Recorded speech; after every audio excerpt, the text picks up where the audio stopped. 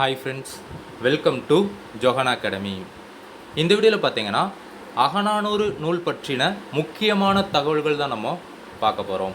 அதுக்கு முன்னாடி பார்த்தீங்கன்னா கடைசி 10 வருஷத்தில் நடந்த டிஎன்பிஎஸ்சி எக்ஸாமில் இந்த அகநானூறு நூலில் இருந்து என்ன கொஸ்டின்ஸ்லாம் கேட்டிருக்காங்க அப்படிங்கிறத பார்த்துட்டு அதுக்கப்புறம் இந்த நூலில் உள்ள முக்கியமான தகவல்கள் நம்ம பார்க்கலாம். ஓகேங்களா?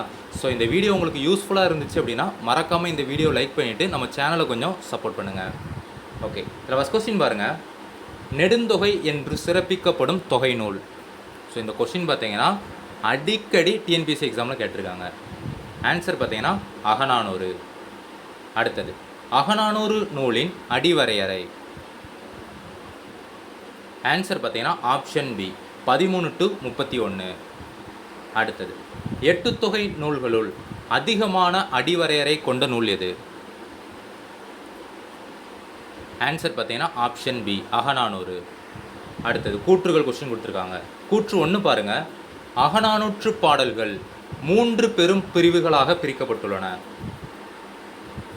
முதல் கூற்று பார்த்தீங்கன்னா சரியானது தான். ரெண்டாவது பாருங்கள், அவற்றுள் களிற்றியானை நிறை 100 பாடல்களை கொண்டுள்ளது. ரெண்டாவது பார்த்தீங்கன்னா தவறானது. ஸோ அகநானூற்றில் உள்ள இந்த களிற்றியானை நிறை அப்படிங்கிற பிரிவில் பார்த்தீங்கன்னா 120 பாடல்கள் இருக்கும். ஸோ இதில் பார்த்தீங்கன்னா ஆப்ஷன் ஏ தான் சரி. கூற்று 1 மட்டும் சரி. அடுத்தது, களிற்றியானை நிறை, மணிமிடை பவளம், நித்திலக்கோவை என 3 பகுதிகளை உடைய நூல் எது? ஆன்சர் பார்த்தீங்கன்னா ஆப்ஷன் பி அகநானூறு. அடுத்தது, அகநானூற்றில் முதல் 120 பாடல்கள் அடங்கிய பகுதி எது? ஆன்சர் பார்த்தீங்கன்னா ஆப்ஷன் சி களிற்றியானை நிறை. அடுத்தது, நம்ம சேனல் சார்பாக பார்த்தீங்கன்னா வரக்கூடிய குரூப் 4 எக்ஸாமுக்காக ஒரு பெய்டு தமிழ் டெஸ்ட் பேட்ச் பார்த்தீங்கன்னா கண்டக்ட் பண்ணிகிட்ருக்கோம். ஸோ அந்த பெய்டு தமிழ் டெஸ்ட் பேட்சுக்கான ஷெடியூல், அதுக்கப்புறம் மாடல் பிடிஎஃப் பார்த்தீங்கன்னா இந்த வீடியோ கீழே டிஸ்கிரிப்ஷனில் கொடுத்துருக்கேன். அதை டவுன்லோட் பண்ணி பாருங்கள். ஸோ அதை பார்த்ததுக்கப்புறம் அந்த பெய்டு தமிழ் டெஸ்ட் பேட்சில் நீங்கள் ஜாயின் பண்ணணும் அப்படின்னு சொல்லிட்டு நினச்சிங்க அப்படின்னா I want Tamil test batch அப்படின்னு டைப் பண்ணி 9385950322 இந்த வாட்ஸ்அப் நம்பருக்கு சென்ட் பண்ணிங்க அப்படின்னா உங்களுக்கான ஜாயினிங் ப்ரொசீஜர் நான் அப்டேட் பண்ணுவேன். ஓகேங்களா? ஸோ அமௌண்ட் பே பண்ணி அந்த பெய்டு தமிழ் டெஸ்ட் பேஜில் ஜாயின் பண்ணுறவங்களுக்கு பார்த்தீங்கன்னா மொத்தம் நம்ம ஒரு 80 டெஸ்ட்டு கிட்ட வைப்போம். அது போக பார்த்தீங்கன்னா 100 தமிழ் டெய்லி ஷீட் பிடிஎஃப் பார்த்தீங்கன்னா உங்களுக்கு நான் ப்ரொவைட் பண்ணுவேன். ஓகேங்களா? ஸோ இந்த 80 டெஸ்ட்டை ப்ராப்பராக ப்ராக்டிஸ் பண்ணிவிட்டு இந்த 100 தமிழ் டெய்லி ஷீட்டை ப்ராப்பராக நீங்கள் ரிவிஷன் பண்ணிட்டீங்க அப்படின்னா கண்டிப்பாக வரக்கூடிய குரூப் 4 எக்ஸாமில் பொது தமிழ் பகுதியில் 95 கொஷினுக்கு மேலே நீங்கள் ஈஸியாக வாங்கிடலாம். ஓகேங்களா? ஸோ கட்டாயம் பொது தமிழில் 95 மார்க் வாங்கணும் அப்படின்னு சொல்லிட்டு படிக்கிறவங்க நம்ம பெய்டு தமிழ் டெஸ்ட் பேஜில் நீங்கள் ஜாயின் பண்ணிக்காங்க. ஓகேங்களா? ஸோ அந்த டெய்லி ஷீட்கான மாடல் பார்த்தீங்கன்னா இந்த வீடியோ கீழே டிஸ்கிரிப்ஷனில் கொடுத்துருக்கேன், செக் பண்ணி பாருங்கள். அடுத்தது, 7வது பாருங்கள். அகநானூற்றில் மணிமிடை பவளத்தில் உள்ள பாடல்களின் எண்ணிக்கை. ஆன்சர் பார்த்தீங்கன்னா ஆப்ஷன் சி 180 பாடல்கள். அடுத்தது, அகநானூற்றில் கடைசி 100 பாடல்கள் அடங்கிய பகுதி. ஆன்சர் பார்த்தீங்கன்னா ஆப்ஷன் ஏ நித்திலக்கோவை. அடுத்தது, அகநானூற்றில் ஒற்றைப்படை எண்களாக வரும் பாடல்கள் சார்ந்த திணை. ஆன்சர் பார்த்தீங்கன்னா ஆப்ஷன் பி பாலைத்திணை. அடுத்தது, அகநானூற்றில் 6, 16 என்ற எண்களாக வரும் திணை.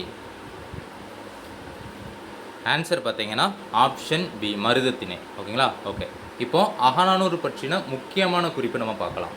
ஸோ இந்த அகநானூறு அப்படிங்கிறது பார்த்தீங்கன்னா 8 தொகை நூல்களில் உள்ள ஒரு அகம் சார்ந்த நூல். ஓகேங்களா? ஸோ இந்த அகநானூரை பார்த்தீங்கன்னா நெடுந்தொகை அப்படின்ட்டு குறிப்பிடுவாங்க. ஓகேங்களா? ஸோ அகநானூருக்கான அடைமொழி என்ன அப்படின்னு பார்த்தீங்கன்னா நெடுந்தொகை அப்படின்னு சொல்லிட்டு குறிப்பிடுவாங்க. ஸோ இந்த அகநானூற்று பாடல்கள் பார்த்தீங்கன்னா 13 அடிகளை சிற்றெல்லையாகவும் 31 அடிகளை பேரெல்லையாகவும் கொண்ட நூல். ஓகேங்களா? ஸோ இந்த அகநானூறு பார்த்தீங்கன்னா 3 பிரிவுகளாக பிரிக்கப்பட்டிருக்கு. அது என்னெல்லாம் அப்படின்னு பார்த்தீங்கன்னா களிற்றியானை நிறை, மணிமிடை பவளம், நித்திலக்கோவை.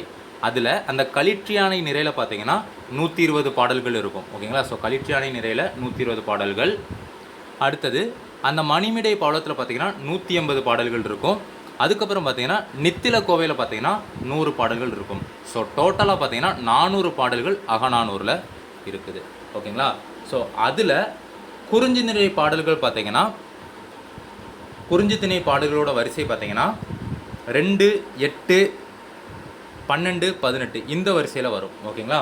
ஸோ முல்லைத்திணை பாடல்கள் வரிசை பார்த்தீங்கன்னா உங்களுக்கு 4, 14, 24, 34 அப்படின்னு சொல்லிட்டு வரும். அதே மாதிரி மருதத்திணை பாடல் வரிசைகள் பார்த்தீங்கன்னா 6, 16, 26, 36 அப்படின்னு சொல்லிட்டு வரும். அதுக்கப்புறம் பார்த்தீங்கன்னா நெய்தல் திணை பாடல் வரிசைகள் பார்த்தீங்கன்னா 10, 20, 30, 40 அப்படின்னு சொல்லிட்டு வரும். அதே மாதிரி பாலைத்திணை பாடல் வரிசைகள் பார்த்தீங்கன்னா 1, 3, 5, 7 அப்படின்னு சொல்லிட்டு வரும். ஓகேங்களா? ஸோ இந்த அகநானூறு நூலோட சிறப்பு என்ன அப்படின்னு பார்த்தீங்கன்னா 8 தொகை நூல்கள் இருக்குது பார்த்தீங்களா, அதில் அதிகமான அடிவரையறை கொண்ட நூல் அப்படின்னா அகநானூறு.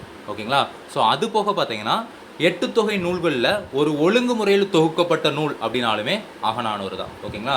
ஸோ இது ரெண்டும் பார்த்தீங்கன்னா அகநானூற்று நூலோட சிறப்பு. அவ்வளோதான். தேங்க்யூ.